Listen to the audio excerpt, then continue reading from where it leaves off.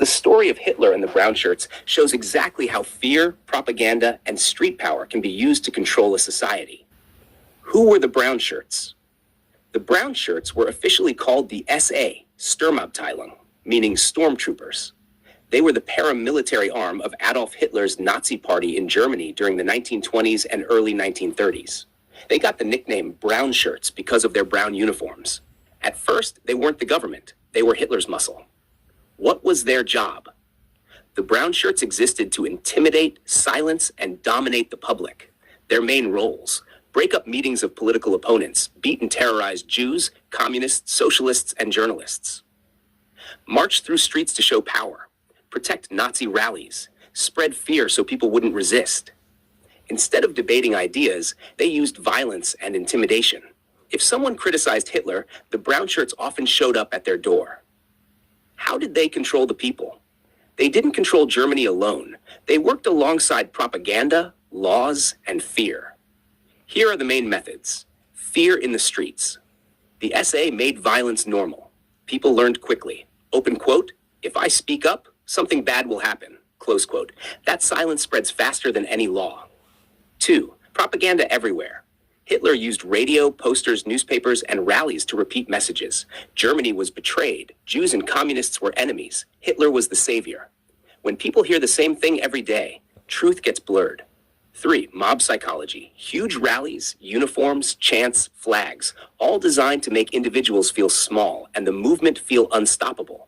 People think, open quote, "If everyone supports this, maybe I should too." Close quote. Taking over institutions. Once Hitler became chancellor in 1933, the Nazis took control of courts, police, media, schools. After that, resistance became illegal, not just dangerous. 5. Emergency laws. After a fire at the German parliament, Reichstag fire, Hitler used fear to pass laws that suspended civil rights. No privacy, no free speech, no fair trials. The brown shirts helped enforce it physically. What happened to the brown shirts? Ironically, Hitler later feared them. By 1934, the SA had millions of members and too much power. So Hitler ordered a purge called the Night of the Long Knives. Many brown shirt leaders were arrested and executed. After that, Hitler relied more on the SS and Gestapo, which became even more brutal. The big lesson. The brown shirts show how a society can be controlled when fear replaces law, violence replaces debate, propaganda replaces truth, loyalty replaces justice. Germany didn't fall overnight. It happened step by step. Why this still matters. Anytime you see political violence normalized, media attacked, groups blamed for all problems, fear used to gain power, it's worth paying attention. History doesn't repeat exactly, but it rhymes. How scholars compare early warning patterns between past authoritarian movements, like Hitler's Germany, and pressures inside modern democracies like the US. First, one thing up front. America is not Nazi Germany. We still have elections, courts, free media, and civil society. But historians don't look for exact copies. They look for behavioral patterns. So let's talk about the similarities in methods, not outcomes. Number 1, normalizing political hostility. In Weimar Germany, the brown shirts turned politics into a street fight culture. Today in America, you see a rise in political threats, harassment of officials, violence around protests and elections. People treating opponents as enemies, not neighbors. When disagreement becomes moral war instead of debate, democracy weakens. The danger isn't argument. It's when people stop believing the other side has a right to exist politically. Number 2, us versus them, storytelling. Hitler constantly pushed, open quote, "real Germans versus traitors," close quote. In the US, you now hear real Americans versus others, claims that whole groups are destroying the country, language framing neighbors as invaders, criminals, or enemies. This doesn't mean genocide is happening, but it conditions the mind to accept harsh treatment later. Once people are dehumanized, fairness disappears. 3, attacking trust in institutions. Hitler convinced people that courts were corrupt, media lied, elections were fake, democracy had failed. In America, confidence has dropped in elections, judges, journalism, Congress, science. When people stop trusting institutions, they start trusting strong personalities instead. That's how authoritarian figures gain room to operate. 4. Loyalty over law in Nazi Germany. Loyalty to Hitler replaced loyalty to the Constitution.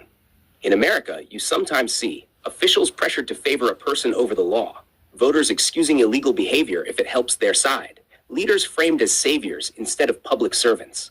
Democracy only works when rules matter more than personalities. Once loyalty beats law, corruption becomes patriotic in people's minds. 5. Information overload and propaganda. Hitler used radio and rallies. Today it's social media, influencers, algorithm-driven outrage, constant fear headlines. People aren't persuaded slowly anymore. They're emotionally flooded. Anger spreads faster than facts. That makes populations easier to manipulate, even without uniforms or militias. Number 6, political identity becomes personal identity. In Germany, Nazism became identity. Who you were, not just what you voted. In the US, politics now affects friendships, families, jobs, churches, neighborhoods.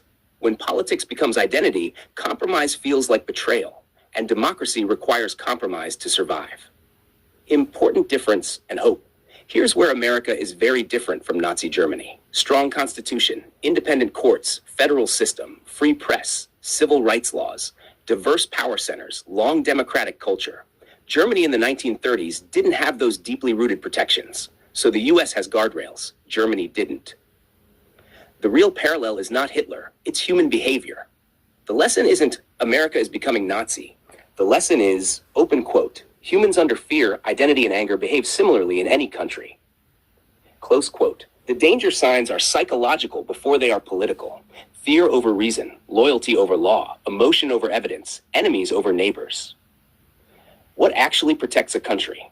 Not parties, but habits. Respecting elections, defending free speech even for opponents, rejecting political violence, questioning leaders, not worshiping them, keeping institutions boring, stable, and boring again. Democracy survives when people care more about the system than about winning. Rejecting political violence, questioning leaders, not worshiping them, keeping institutions boring, stable, and boring again. Democracy survives when people care more about the system than about winning.